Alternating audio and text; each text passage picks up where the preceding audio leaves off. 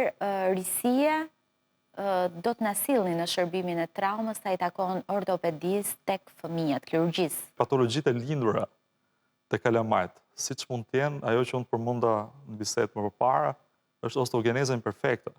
Pra fëmijë që lindin me kocka të brishta, themi ne, kocka që thyen kollaj. Që në moshën 2 vjeç ndoshta fillon operacioni i parë, sepse kockat deformohen, por qëllimi është që të bëhen operacione të tipit, ne i themi smart nails ose shtiza dinamike, inteligjente, që domethënë që ndjekin rritjen kockore.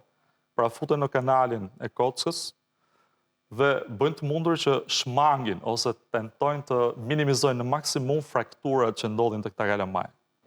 Problemi është që këto fëmijë do duhet të operohen disa herë deri në maturimin përfundimtar të organizmit, të skeletit. Domethënë, këta fëmijë i jepet qëllimi është që kur të jenë adult të bëjnë një jetë sa më cilësore, sa më pak traumatike.